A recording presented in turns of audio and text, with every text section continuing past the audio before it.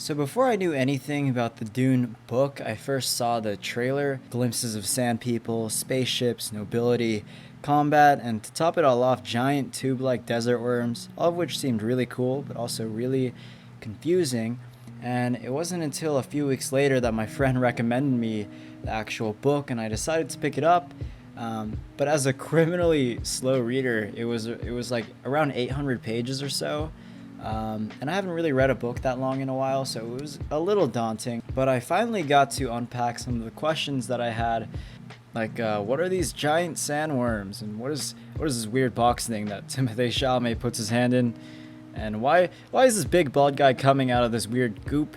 And today we're gonna answer all of those questions when we do the book review, or as we do the book review for Frank Herbert's Dune. Well, everything except for that last question, because I still don't know why he was like chilling in this weird like mud. Or maybe I missed it when I was reading. I don't know. We'll find out when the movie comes out, I guess. Anyways, with the book being as long as it is, I hope you'll let me summarize it first, and I'll try to simplify it. So, like most stories, we have our main protagonist, Paul Atreides, and I think it might be pronounced Atreides, but I'm gonna say the pronunciation that I had in my head when I was reading. So we have Paul Atreides, who's a privileged son of a duke who hails from the water-abundant planet of Caladan. So the Atreides family is set to rule over the spice mining operations on the desert planet of Arrakis, and they make their way there. The spice is very special. It's found only on Arrakis and has special qualities. It lets you see into the future if you have certain powers, but in general it heightens your senses and your awareness of your surroundings. And like most stories, there's conflict, whether it's good or evil, nature versus machine, cat or dog, whatever you want. We have House Atreides versus House Harkonnen, who's led by the Baron Vladimir Harkonnen, yes, the Mudman, who plans to kill the Duke once he arrives on Arrakis. Now, just to save some time, I'm going to go ahead and say that the Harkonnens are successful in that plot. They end up killing the Duke, using a traitor within the house to basically infiltrate the entire house, kill off many of the guards, and run off the family until there was basically nothing left within House Atreides. They either died or they had to flee into the harsh, unforgiving desert without any water. Now, at this point, Paul basically lost everything. His loving and awe-inspiring father was basically kidnapped and murdered.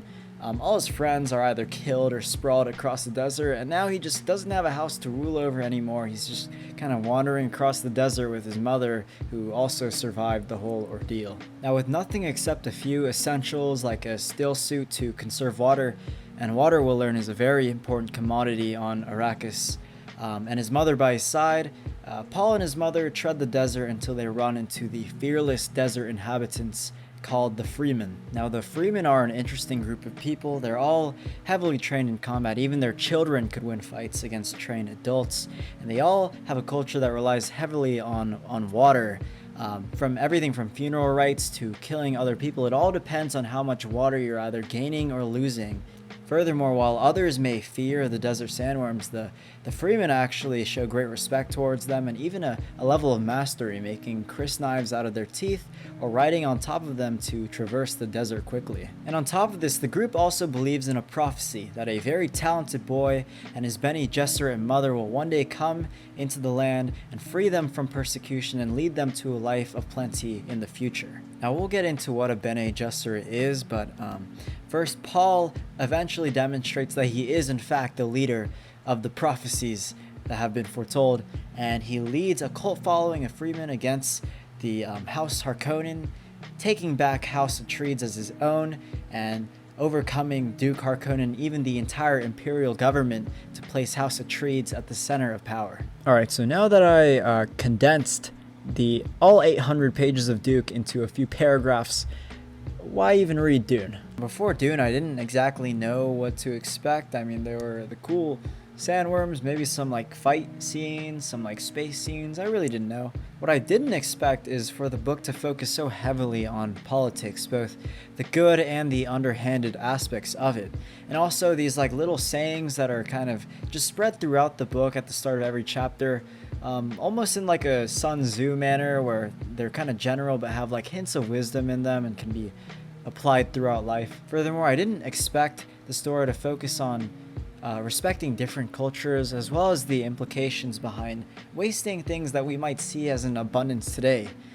In the story, the Fremen are amazed that on Paul's home planet, water somehow falls from the sky. And I think it's in these areas that Dune shines as its own unique story, separate from other sci-fi and even other just works in general. Now, I understand that politics and saving water might not be the most exciting things. And to be honest, before I read the book, I heard that you might not get engaged into the story until like the halfway point, which is pretty long. That's like 400 pages. For me, that was kind of true. It took me about like 200 pages to fully immerse myself in the world of Dune.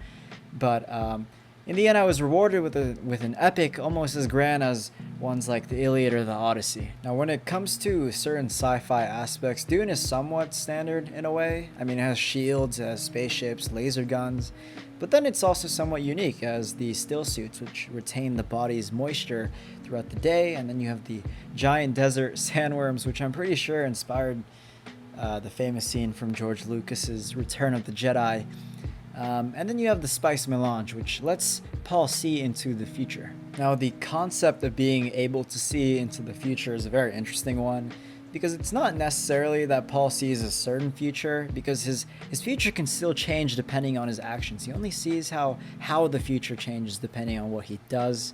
And honestly, at this point, you can argue that the power ends up becoming useless in a way, since the future isn't certain anyways. Like, if you didn't have the power. And I mean, technically, isn't there only one future that we arrive at anyways? But that's kind of a tangent. If you've ever watched like Rick and Morty, this power is exactly like the one when Morty's able to use a crystal to see different outcomes of the future depending on his actions, with Morty using this power to end up with the girl of his dreams. Now, both Paul and his mother have the ability to see into the future because they trained under the Bene Gesserit ways, with Paul's abilities being a little more advanced than his mother's. And in the story, the Bene Gesserit are a group of powerful women who basically have the ability to use the voice to control others, manipulate their actions, and they even have the power to control matter around them. Now, Jessica was able to train Paul so that one day he'd become the Chosen One, or the Kwisatz Haderach.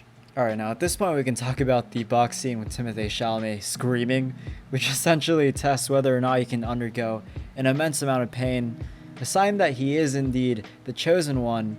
It's around the scene that the mantra of Dune arises. I must not fear. Fear is the mind killer. Fear is the little death that brings total obliteration. I will face my fear. I will permit it to pass over me and through me. And when it is gone, I will turn the inner eye to see its path. Where the fear is gone, there will be nothing, only I will remain. Now, I just want to take a bit of time to talk about the main conflict in the story, specifically that of the Fremen versus the Harkonnens, or I guess Paul versus the Harkonnens, because I usually have a hard time with a story where it's just a simple good versus evil, because I always think humans are a little more complex than just that. Now, it seems a little naive to just have this group solely focused on conserving water, looking towards a future that's a little more lush and green than the one they currently have on Arrakis, the good versus the bad group, who's solely focused on wealth and power over others with no other goal in mind. But it's really not that simple, because the Fremen still need power. In order to advance their terraforming ways, they still need to sell their spice to outsiders, which means they still care about controlling the area of the spice and also spice production on Arrakis. And it's from Dune comes the famous line, "He who controls the spice controls the universe."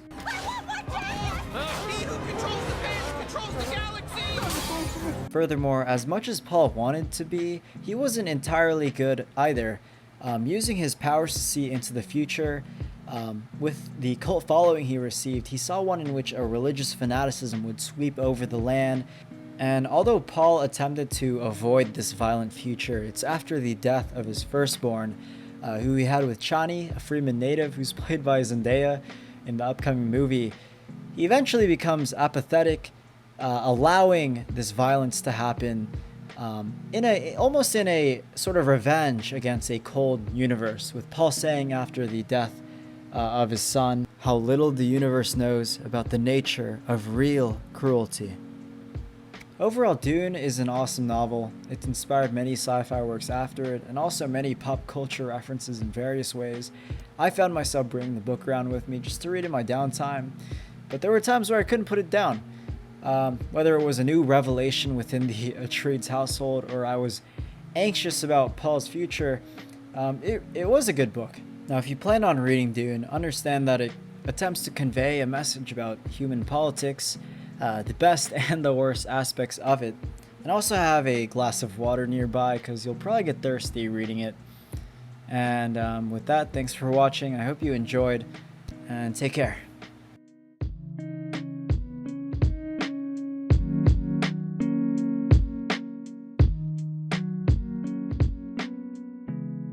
I can walk without rhythm.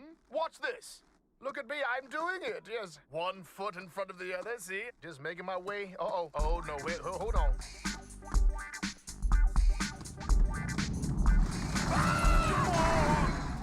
He died, but damn, he looked cool doing it.